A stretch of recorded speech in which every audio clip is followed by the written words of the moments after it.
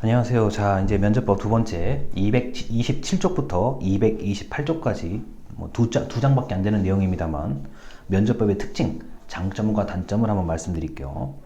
자, 장점. 응답자가 궁금한 점을 금방 응답할 수가 있죠. 자, 이게 뭐냐면은 자, 내가 연구 대상자예요. 근데 그 조사자가 얘기하는 걸 듣고 궁금해요. 그럼 바로 물어보면 바로 답변을 들을 수 있다는 그런 거고요. 그 다음에 이런 게 있어요. 자, 직전 영상에서 제가 거버넌스라는 얘기를 했는데 연구 조사자도 거버넌스라는 뜻이 뭔지를 잘 모르셨고 옆에 있는 대상자들도 몰랐어요. 저만 알고 있는 거예요. 이런 경우는 부연 설명을 해줘야 된다고요. 자, 근데 만약에 뭐 동떨어져 있으면 제가 설명한 것에 대해서 옆에 있는 사람들이 궁금하다고 해서 바로 물어볼 수가 없단 말이에요. 자, 그래서 이 장점은 서로 모르는 것을 금방 물어볼 수 있다는 게 바로 장점입니다. 자, 그리고 이제 응답자의 비언어적 행동을 관찰할 수 있다는 점. 자, 저 사람이 알고 대답하는지 모르고 대답하는지 표정, 말투, 어조, 억양, 그리고 앉아있는 자세, 서있는 자세, 뭐 이런 거 등등이요. 이런 비언어적 행동을 관찰해서 자, 연구조사자가 그 추측을 할 수가 있습니다. 그것이 확정적인 건 아닐지라도 일정 부분 저 사람이 숨기고 있다? 아니다 정도는 느낌으로 어느 정도는 알 수가 있습니다. 자, 그래서 면접법은 확실히 그 장점이 있어요. 이런 장점이 있는데 자, 여기서 이제 취업에 관련된 얘기를 잠깐 넘어가서 얘기할게요. 자, 응답자가 궁금해. 그러니까 면접관이 지원자에게 궁금해요. 그러면은 조금 더 설명해 주시겠습니까? 이게 부연 설명이죠. 물어보고 또 이제 답하고 가끔은 지원자가 이렇게 얘기할 수도 있어요. 저 면접관님 그 뜻이 뭔지를 잘 모르겠습니다. 뭐 이렇게 물어볼 수도 있고요. 그거를 이렇게 얘기해야 되는지 저렇게 얘기해야 되는지 그걸 좀 이렇게 물어볼 수도 있어요. 좀 드문 얘기긴 한데 좀 깊이 있는 취업 면접 같은 경우는 오히려 지원자가 좀 더 물어야 될 경우가 있죠. 자, 그리고 이제 여러분들이 앞으로 지금은 이제 이 영상을 보고 계신 분들이 제가 이번 학기 한 번도 뵙지를 못해가지고요. 여러분들이 어떤 특성을 가졌는지 제가 지금 알 수가 없는데 여러분들의 사진 같은 것도 제가 지금 볼 수가 없는 상황이라서요.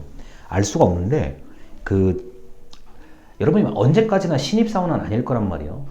그러니까 어느 정도 연차, 경력이 좀 쌓이게 되면 분명히 관리자급이 될 거고 때에 따라서는 임원, 때에 따라서는 사장님 뭐 등등 회장님 등등이 되실 텐데 자, 예를 들어서 이런 게 있어요. 우리가 알고 있는 아주 좋은 공공기관이나 그 기업에 자, 전문 경영인 이른바 CEO로 뽑는다고 생각을 해보세요. 자, CEO로 뽑는다. 그러면은 CEO를 하고 싶어서 많은 분들이 좀 지원하실 거 아니에요. 자, 이런 분들은 면접에 너무 뭐 익숙해요. 말씀도 보통 굉장히 잘하세요. 그리고 이력, 경력도 화려합니다. 특히 공공기관에 뭐 어떤 이렇게 높으신 분으로 오는 분들 같은 경우는 뭐 문서로 봐도 그렇고 면접으로 봐도 그렇고 뭐 그렇게 어느 하나 이렇게 가려낼 게 없을 정도인 경우도 있어요. 아주 누구나 바라고 있는 자리가 그런 어떤 직책 같은 경우는 뭐 거의 차이가 없어요. 뭐 모든 경력이나 문서로 봐도요. 자, 이럴 때는 면접관이 오히려 훨씬 긴장하게 됩니다. 자, 그리고 이럴 때는 어떻게 해요?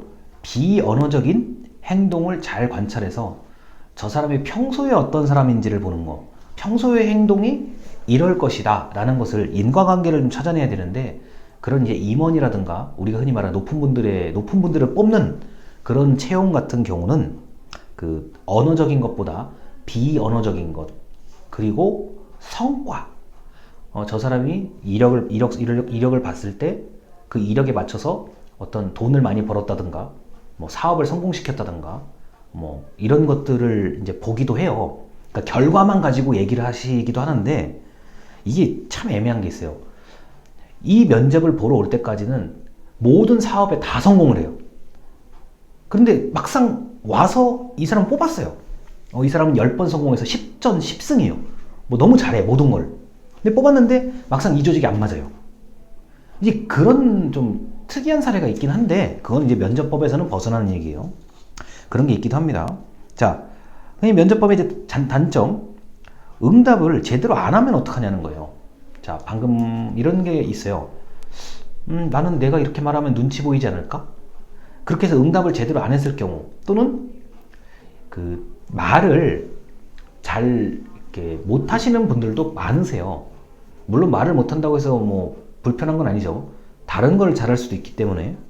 자, 그런데 면접은 기본적으로 말을 듣고 하는 거기 때문에 언변이 좋지 못한 분들에 대해서는 면접법을 시행하기가 쉽지가 않아요. 그런 좀 단점이 있고요. 그 다음에 이런 게 있어요. 질문 내용을 서로 다르게 해석해서 서로 불편할 수가 있어요. 자, 연구조사자는 A라는 의도를 가지고 물어봤는데 답이 들어오는 건 그 사람이 이해한 건, 대상자가 이해한 거는 B로 이해할 수 있어요. 자, 너무 심하게 다르게 이해하면은 서로 얘기를 해서 범위를 좁혀가야 되는 거죠. 자, 그런데 이런 면접을 하다 보면은 서로가 자, 마무리해야 되는 시간 같은 게 있기 때문에 마감 시간 같은 게 있기 때문에 중간에 질문과 응답을 서로 그냥 자기식대로 해석해서 말하는 경우들이 있어요. 이렇게 되면은 나중에 연구조사자 입장에서는 이게 이렇게 물어본 게 아니었는데 이런 식이 돼버린단 말이에요. 특히 면접에서 물어보고 싶은 게 많을 경우에 생기는 문제입니다. 그래서 좀 이게 만약에 한 번은 만나서 끝날 것 같으면은 어떤 질문을 어떤 식으로 물어봐야 될지를 굉장히 좀 체계적으로 준비를 해가야 돼요. 예를 들어서 자, 조사 대상자가 왔어요. 그러면은 책상 같은 데다가 오늘은 뭐를 할 건지를 아주 명확하게 딱 표시를 해놔야 돼요. 자, 저는 첫 번째는 이런 거 물어보고요. 두 번째는 이런 거 물어보고요.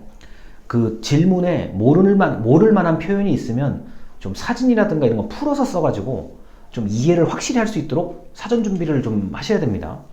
그냥 자, 대상자 오셨어요. 자, 안녕하세요. 앉으세요. 바로 이렇게 하기에는 좀 너무 아까운 방법이에요. 면접법은요. 그래서 좀 와서 뭐 저 밥이라든가 물이라든가 커피라든가 차라든가 마실 시간을 좀 주고 그 사전 자료를 좀 제공해서 길지 않게 이게 이런 형태로 가는 거구나를 알 수 있게끔 해주는 게 가장 중요하고, 거기서 만약에 사전 질문 같은 게 있으면 더 좋아요. 오히려 그냥 애초에 싹 알려주고 시작하는 게 나을 수도 있습니다. 자, 그래서 면접법은 우리 지금 조사 연구의 방법의 면접법도 말씀드렸고, 여러분이 나중에 관리자, 임원, 사장님, 회장님이 됐을 때 그 특수한 면접 같은 게 있어요. 그럴 때 상황도 잠깐 말씀을 드렸습니다.